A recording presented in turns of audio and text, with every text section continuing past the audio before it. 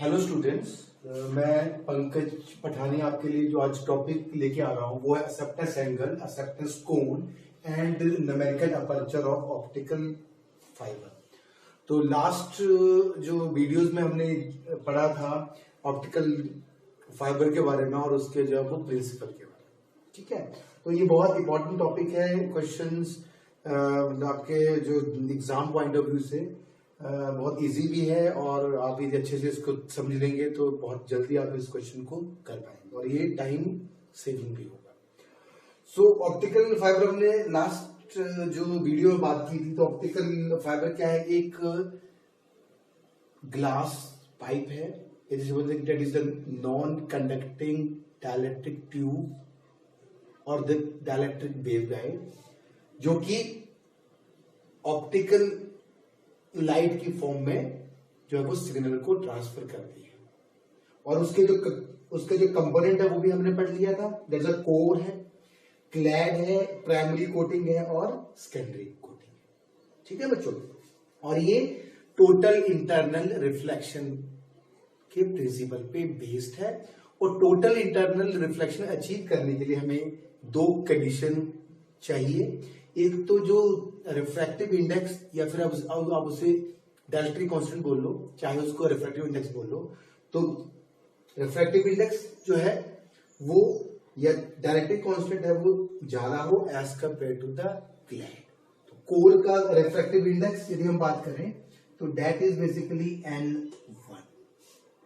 ठीक है, और क्लैड का है N2 और डायरेक्ट्रिक कांस्टेंट N1 का स्क्वायर और डायरेक्ट्रिक कांस्टेंट क्या है? रिफ्रैक्टिव इंडेक्स का स्क्वायर होता है। तो आप डायरेक्ट्रिक कांस्टेंट बोल सकते हैं या रिफ्रैक्टिव इंडेक्स।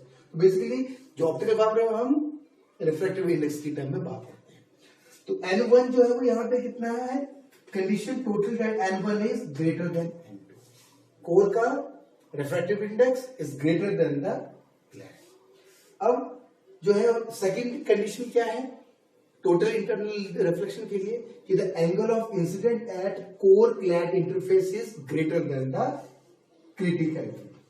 क्रिटिकल एंगल से ज्यादा होना चाहिए इंसिडेंट एंगल। यदि थीटा आई इंसिडेंट एंगल है कि कौन से वाला? Theta is basically on the interface of core and clad, that is greater than the theta C. इसी में हम बात करते हैं एक्सेप्टेंस एंगल की।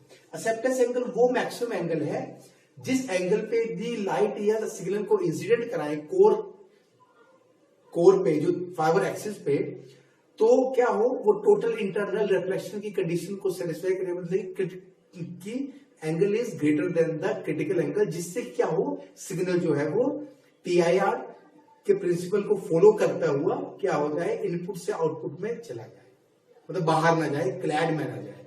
ठीक है, तो पहले बात करते हैं acceptance angle. It is the maximum angle strike in the fibre core axis which allow incident light to propagate in the core, और कोर में यदि लाइट जो है वो पास होगी। अब एक्सेप्टेंस एंगल की हम कॉन्सेप्ट को पढ़ते हैं कि एक्सेप्टेंस एंगल है क्या। सपोज करो ये हमारे पास ऑप्टिकल फाइबर है, ये कोर है और एक क्लैड है, और N1 is the refractive index of core and N2 is the clad. अभी और से हमने क्या कर दिया, लाइट को इंसिडेंट। ठीक है, ये कोर का इंटरफेस और ये हमारे पास हम है एंगल ऑफ इंसिडेंट I। ठीक है, फिर ये नॉर्मल, क्योंकि ये एयर है, एयर से ये ग्लास में गया, फिर then it is move up toward the normal, फिर ये इंसिडेंट बी पे स्ट्राइक किया। बी पे स्ट्राइक करने के बाद एंगल जो है वो क्रिटिकल एंगल से ज्यादा हो तो क्या होगा, ये कम बैक हो जाएगा। तो ये एंगल हमारे पास इंसिडेंट, ये हो गया एंगल ऑफ रिफ्रैक्शन, और ये एंगल ऑफ थीटा। थीटा क्या है? एंगल जिस एंगल से कोर क्लैड पे जो है वो रिफ्रैक्टेड लाइट इंटरफेस जो है वो स्ट्राइक कर रही है या। ठीक है बच्चों, अब हम यहां से पहले जो है वो स्नेल्स लॉ लगा रहे हैं। पहले जो कंडीशन है अप्लाइंग स्नेल्स लॉ,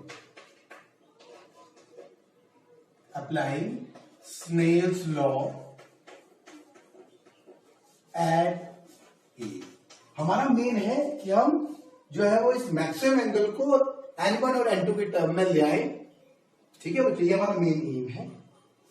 ठीक है, अप्लाई आप ए पॉइंट पे हमने स्नेल्स लॉ लगाया तो आई में, तो यहां से हमारे पास N naught that is the refractive index of the, जहां से हम मतलब सिग्नल को लॉन्च कर रहे हैं, n not sine i is equal to n one sine are.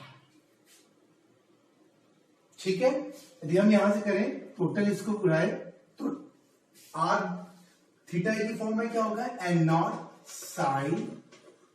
Sign i is equal to n one sine 90 degree minus theta, that is the 90 degree minus theta. Theta कौन सा angle है जिस पे हम core clad पे जो reflected light है वो इंसिडेंट होगी, तो यहां से n not sine i is incident angle that is n one cos theta, theta हो गया।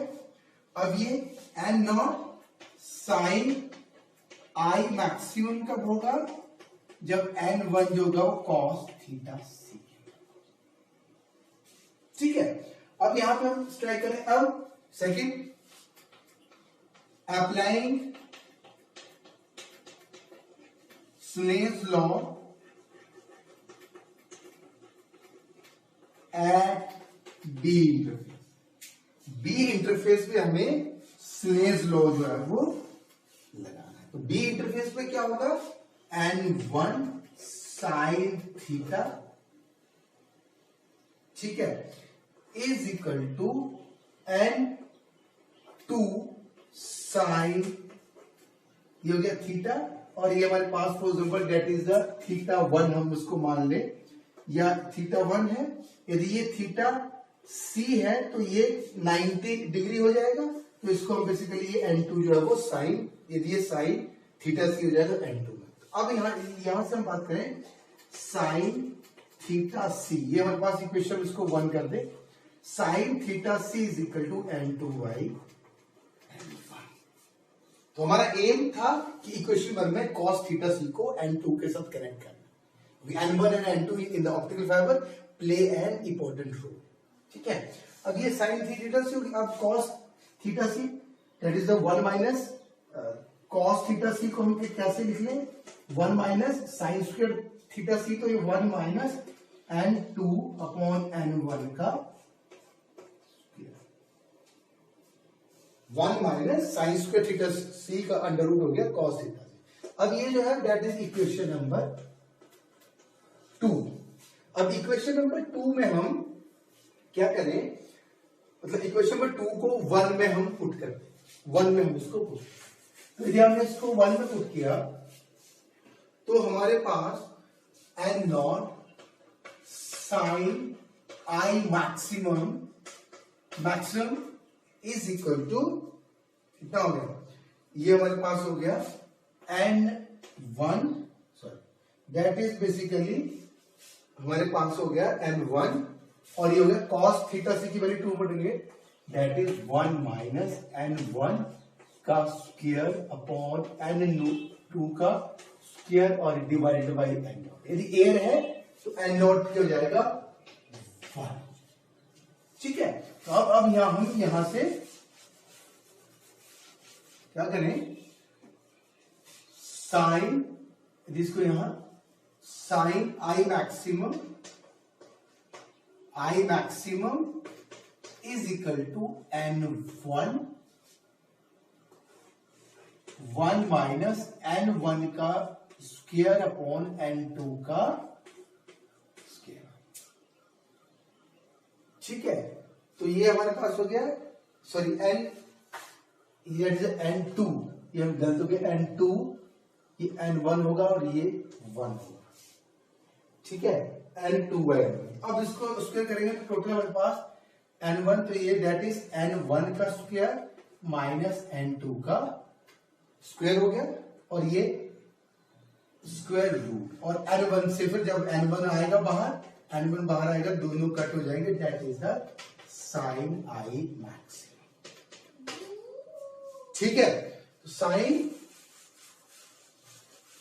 तो मैक्सिमम एंगल कितना, i maximum is equal to n1 minus n2 का स्क्वायर, ठीक है।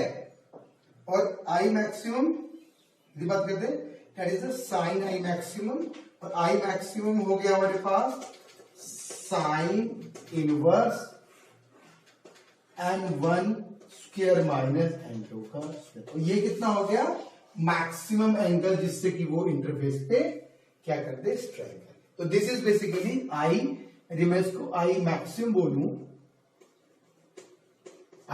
बोलूं तो टोटल ये जो एंगल होगा, यदि हम यहां से इसको बात करें,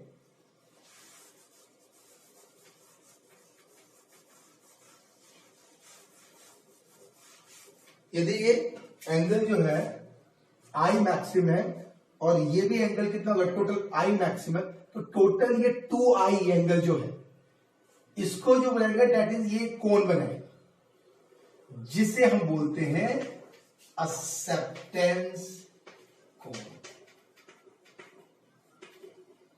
एक्सिस से जो फाइबर एक्सिस से एंगल बना आई मैक्सिमम, तो एक 2i मैक्सिमम हो गया। इस एंगल का जो कोण बना उसे हम बेसिकली एक्सेप्टेंस कोण है। और इस कोण का क्या बेनिफिट है, हमें ये कोण पता चल जाए तो हम इसके अंदर जो है वो क्या है, लाइट को स्ट्राइक कराएंगे तो वो डेफिनेटली क्या हो जाएगा, टोटल इंटरनल रिफ्लेक्शन को की कंडीशन को सेटिस्फाई करेगा और सिग्नल हमारा जो है वो पास हो जाएगा, ठीक है बच्चों। तो एक्सेप्टेंस कोण जो है वो क्या है, मैक्सिमम कोण, दैट इज जो क्या करेगा, जिसके थ्रू यदि हम लाइट पास करें तो total internal reflection condition satisfy होगी और जो हमारा सिग्नल है वो कोर के अंदर ही प्रोपोगेट करेगा, ठीक है। तो ये बिल्कुल इजी है, हमने कुछ नहीं किया, हमने स्नेल्स रूल लगाया, n1 और n2 को करेक्ट किया, ठीक है बच्चों। अब हम बात करते हैं न्यूमेरिकल एपर्चर।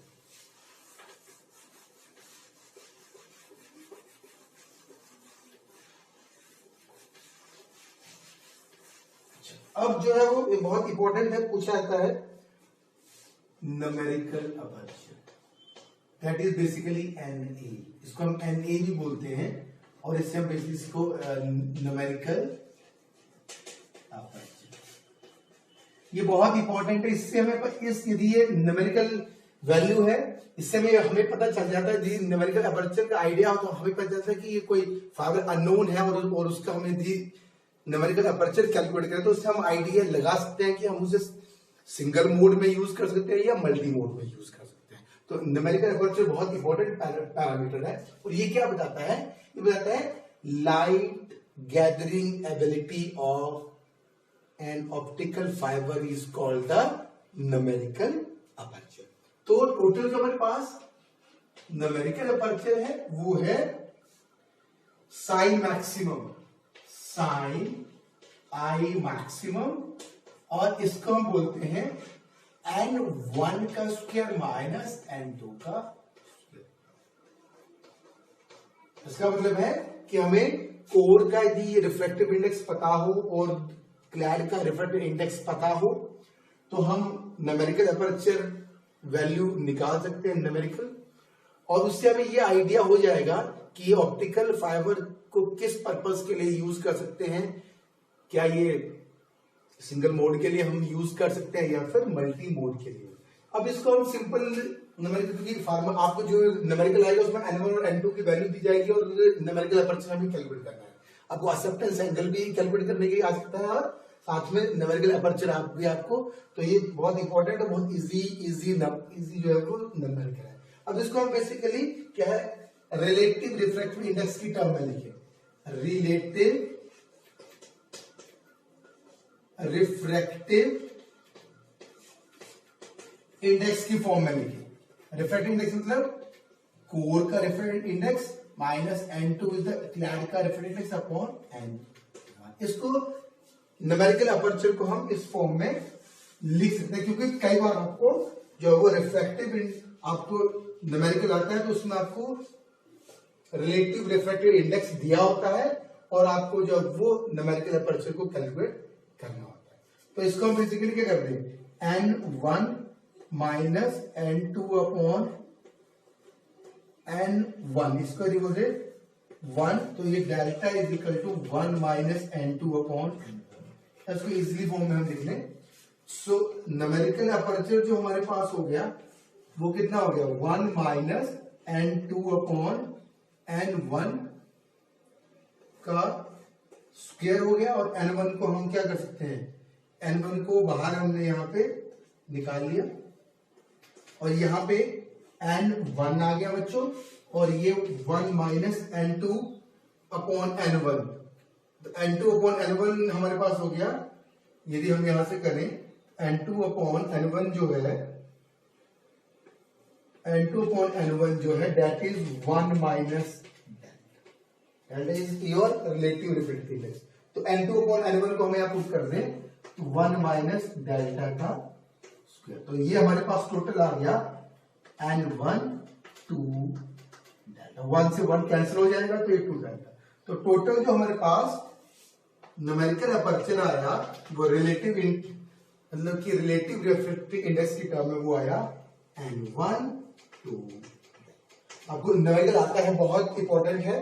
इसमें हमें क्या दिया जाता है, रिलेटिव रिफ्रैक्टिव इंडेक्स दिया जाता है फाइबर ऑप्टिक्स का, N1 हमें पता होता है, 2 तो हम उसकी जो है वो न्यूमेरिकल अपर्चर की वैल्यू कैलकुलेट कर सकते हैं।